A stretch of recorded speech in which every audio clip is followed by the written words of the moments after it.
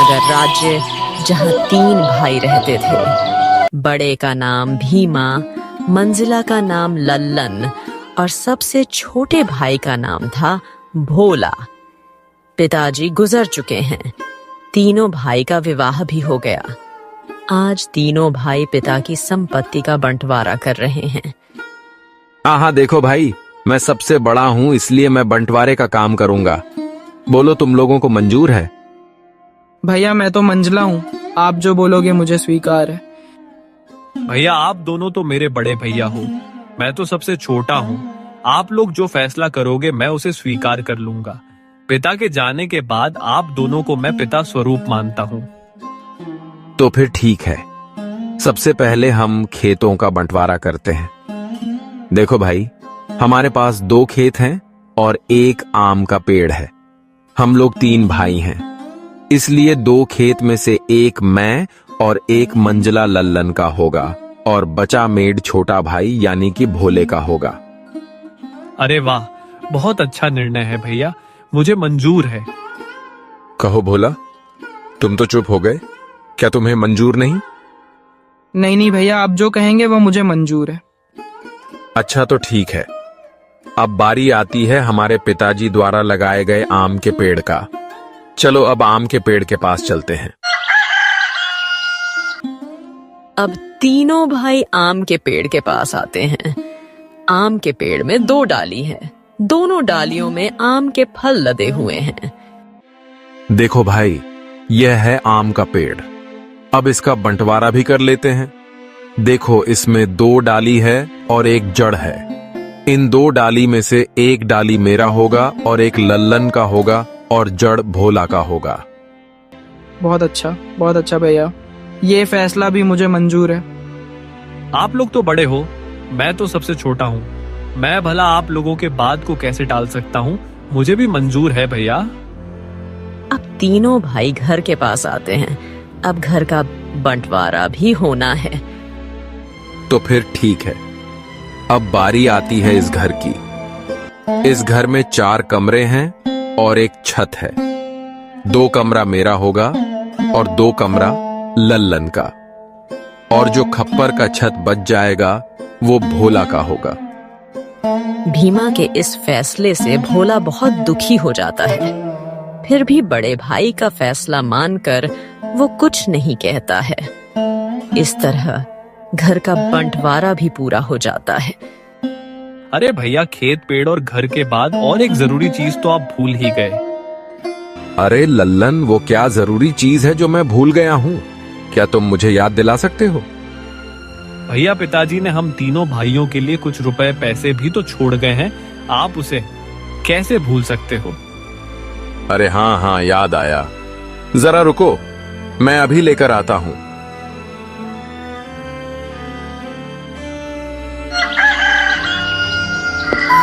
बड़ा भाई भीमा घर के अंदर से एक पोटली लेकर आता है जिसमें कई सिक्के भरे थे और उनमें से कुछ पुराने जमाने के सिक्के भी थे।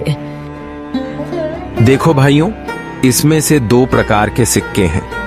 एक जो अभी वर्तमान में चल रही हैं, वहीं दूसरा जो हमारे दादा के दादा के दादा जमाने के हैं, यानी कि बहुत पुराने जमाने के सिक्के हैं, जो कि कुछ अजीब धातुओं के साथ बनाया गया है।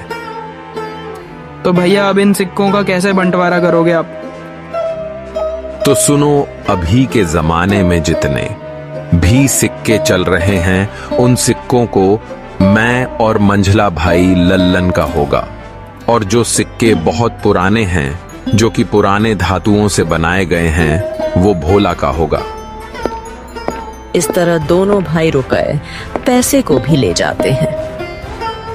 देखो भोला, पुराने जमाने के सिक्के में सिर्फ 4 ही सिक्के बचे हुए हैं। तुम चाहे तो इन 4 सिक्कों को ले जा सकते हो। और बहुत ही पुराने जमाने के 4 सिक्के भोला को देते हैं। भैया, आप दोनों तो सारे रुपए पैसे ले लिए। अगर मेरे तकदीर में यह सिर्फ 4 ही लिखा है तो मैं उसे स्वीकार करता हूँ।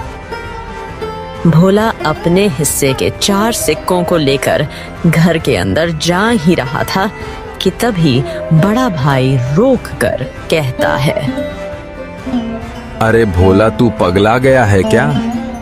तूने सुना नहीं बंटवारा हो गया है। अब इस घर में हम रहेंगे। तुम्हारा हिस्सा तो छत में है। तुमको तो बंटवारा छत में दिया गया है। अब तुम उस खप्पड़ छत में जाकर रह सकते हो। इस घर के अंदर अब तुम नहीं रह सकते। अब यह घर हम दोनों का हुआ। भैया आप ही कैसी बातें कर रहे हो? मैं कहाँ जाऊंगा? मेरा तो अभी अभी शादी हुआ है। मैं कहाँ रहूंगा भैया? अरे भोला भाई, ये तो तुम्हें पहले सोचना था ना। जब बंटवारा चल रहा था अब पछताए। क्या करें जब चिड़िया चुग गई खेत। दोनों भाई ने भोला और उसकी पत्नी को घर से धक्के मारकर बाहर कर दिया। वहीं दोनों पति पत्नी गांव के तालाब किनारे अपनी एक छोटी सी कुटिया बनाकर रहने लगे। हे भगवान, ये हमारे साथ क्या हो रहा है? अब ना घर का रहे ना घाट का। कैसे चलेगा जीवन? 2 वक्त की रोटी तो छोड़ो, एक रोटी भी नसीब में नहीं है। अब रोते जाओ, जी भर के रोते रहो। अकल तो तुम्हारी घास चढ़ने गई थी। मेरी मती मारी गई थी जो मैंने तुम्हारे साथ विवाह किया। मेरी तो किस्मत ही खराब है। बड़े भाई बोलकर तुमने कुछ ज्यादा ही इज्जत दे दी। देख लिया नतीजा, अब भुगतो। वहाँ वह दोनों मेरे बड़े भाई थे। अब बताओ भला मैं उनसे कैसे सवाल जवाब करता? अच्छा, तुम्हारे बड़े भाइयों ने तो अपने छोटे भाई के लिए कुछ नहीं सोचा। सब कुछ तो रख लिया, दे लिया। तुम्हारे हिस्से में क्या दिया है? खेत के नाम पे मेड़ दिया है और पेड़ के नाम पे जड़ दिया है। घर के नाम पे छत दिया है और पैसे के नाम पे ये बाबा आदम की जमाने के 4 सिक्के दिए हैं। वाह, अब बस भी करो। और कितनी ताने मारोगे? अब छोड़ो उन बातों को।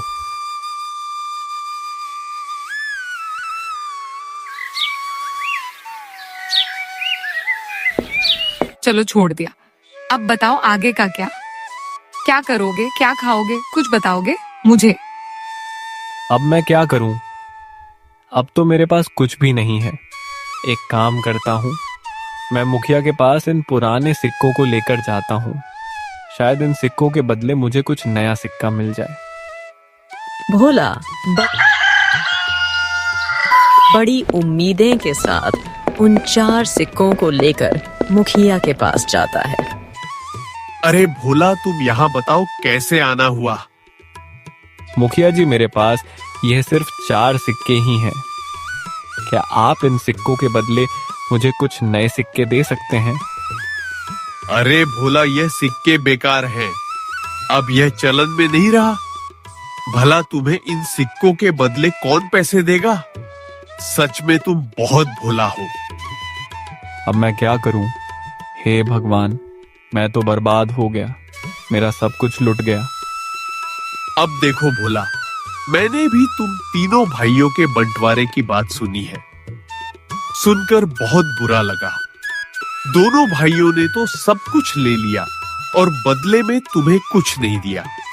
ऊपर से उन निर्दयी भाइयों ने तुम्हें घर से भगा भी दिया।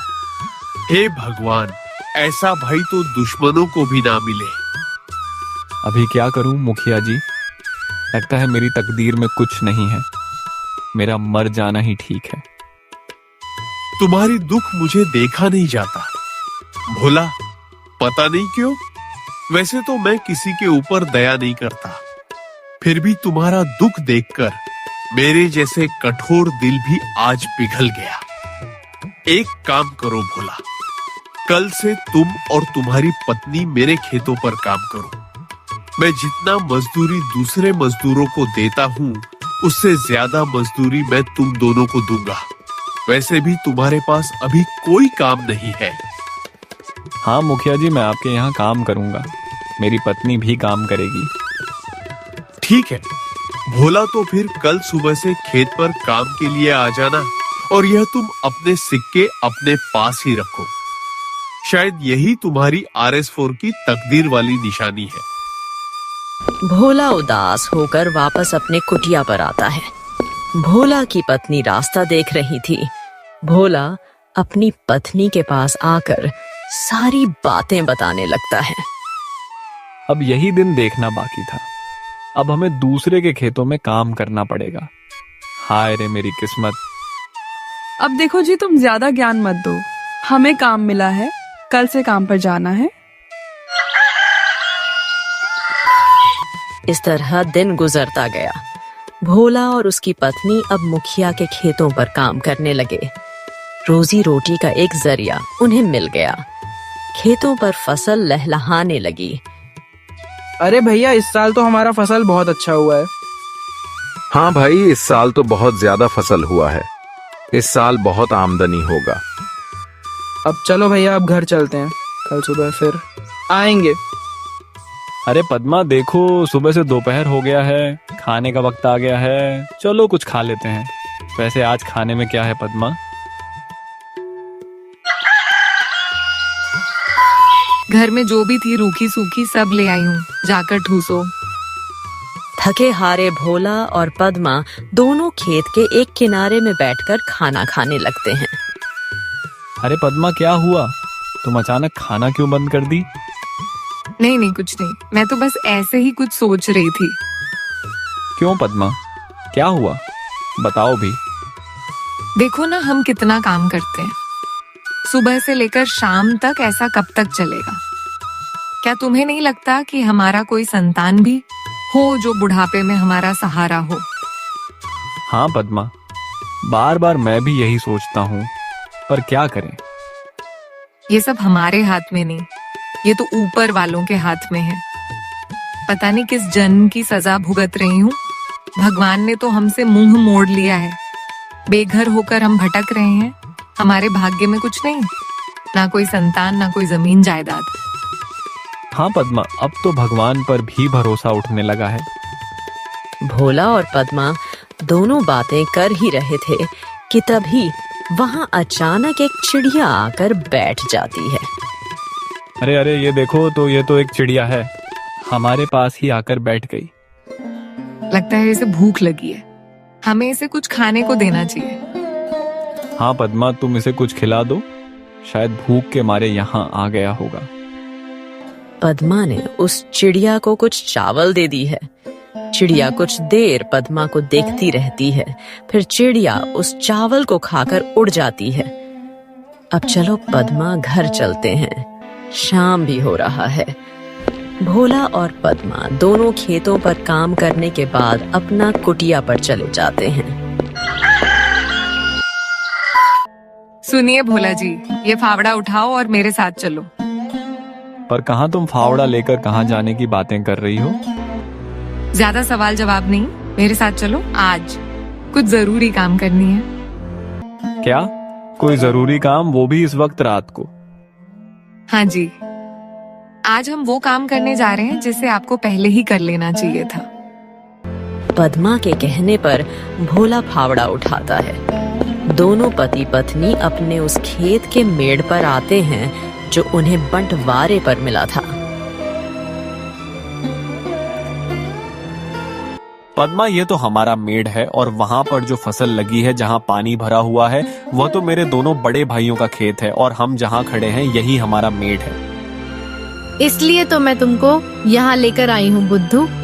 और सुनो, आप इस मेड़ को अभी के अभी तोड़ दो। ये क्या कह रही हो तुम? इससे तो मेरे दोनों भाइयों के पूरे फसल बर्बाद हो जाएगा। बिना मेड़ के भला खेती कैसे हो सकता है पद्मा? यह समस्या तुम्हारे भाइयों का है, तुम्हारा नहीं। हमारा मेड़ हमारी मर्जी तोड़ दे या रखें। अरे वाह पद्मा, वाह, मुझे पता नहीं था, तुम तो बड़ी होशियार हो। अब मुझे समझ में आ गया। इस तरह पद्मा और भोला ने खेत के सारे मेड़ को तोड़ दिया, जिससे खेतों से पानी बह गया और फसल बर्बाद हो गया। अगली सुबह जब दोनों भाई खेत पर पहुंचते हैं, वे कहते हैं, हे भगवान, ये क्या हो गया? हमारे सभी फसल तो बर्बाद हो गया। कितनी अच्छी फसल लगी थी। सोचा था इस साल सोने के गहने लूंगा, पर सपना सपना ही रह गया। अरे भाई, हम दोनों तो बर्बाद हो गए रे। कितनी अच्छी फसल लगी थी, अब बिना पानी से सब सूख गया। भला अब फसल कैसे होगी? अरे भैया, वो देखो खेत का मेढ़ को किसी ने तोड़ दिया है। जब मेढ़ ही नहीं है तो खेत में पानी कहाँ रहेगा और हम सिंचाई कैसे करेंगे? जरूर ये काम भोला का होगा, जरूर उसने होशियारी की होगी। भीमा और लल्लन दोनों रोते हुए घर को आते हैं। घर आकर अपनी पत्नियों को सारी कहानी बताने लगते हैं। अरे ये क्या हो गया? देखो जी, मेरी बात सुनो। अगर फसल बर्बाद हो गया है तो कोई बात नहीं, हमारा आम का पेड़ तो है। हाँ हाँ, तुमने बिल्कुल सही कहा। पर अभी आम पकने को कम से कम 12 से 15 दिन और लगेगा। हाँ भैया, जब आम पक जाएंगे तो हम उसे बाजार ले जाकर अच्छे पैसे कमा सकते हैं। हाँ हाँ लल्लन, तुम बिल्कुल ठीक कह रहे हो। अब यही एक रास्ता बचा है, वरना हम सब भूखे मर जाएंगे। अरे पद्मा, तुम तो कमाल कर दी, मेड़ तोड़ दिया। जैसी करनी वैसी भरनी, यह उन्हीं के कर्मों का फल है। सुनो जी, आज रात हमें और एक काम करना है। अरे पद्मा, इस बार क्या करना है? अरे बुद्धू, वो तो तुम देखते जाओ, मैं अब तुमको शाम को ही बताऊंगी। जैसे ही शाम हुआ, पद्मा और भोला दोनों कुल्हाड़ी लेकर उस आम के पेड़ के नीचे पहुंच जाते हैं जो उन्हें बंटवारे पर मिला था। सुनो जी, क्या यही वो आम का पेड़ है? हाँ पद्मा, यही तो बंटवारे वाला आम का पेड़ है। एक डाल पर बड़े भैया और एक डाल पर मंजला भैया का अधिकार है। तो फिर हमारा हिस्सा कौन सा है? अरे पद्मा, मैंने तो पहले ही तुम्हें बता दिया था कि हमारा हिस्सा सिर्फ जड़ है, इसके अलावा और कुछ भी नहीं। तो फिर ठीक है, इस पेड़ का जड़ तो हमारा है, इसीलिए इस जड़ को रखे या काटे हमारी अपनी मर्जी। दोनों पति पत्नी आम के पेड़ को काट देते हैं। आम का पेड़ नीचे जमीन पर गिर जाता है। एक जोरदार आवाज होता है। भीमा और लल्लन दौड़कर पेड़ के पास आते हैं। भोला और पद्मा को दोनों भाई पकड़ लेते हैं। अच्छा तो तू है भोला, तू हमसे बदला ले रहा है। आज तो तेरा खैर नहीं, तुझे तो इसकी सजा जरूर मिलेगी। अरे रुको भैया, हम इन दोनों को राजा के पास ले चलते हैं और इनको कौड़े की मार वाला सजा दिलवाते हैं। हाँ बिल्कुल ठीक कहा लल्लन तुमने। भोला और पद्मा को दोनों भाई रात भर कमरे में बांध कर रखते हैं। भोला और पद्मा को दोनों भाई रात भर कमरे में बांध कर रखते हैं।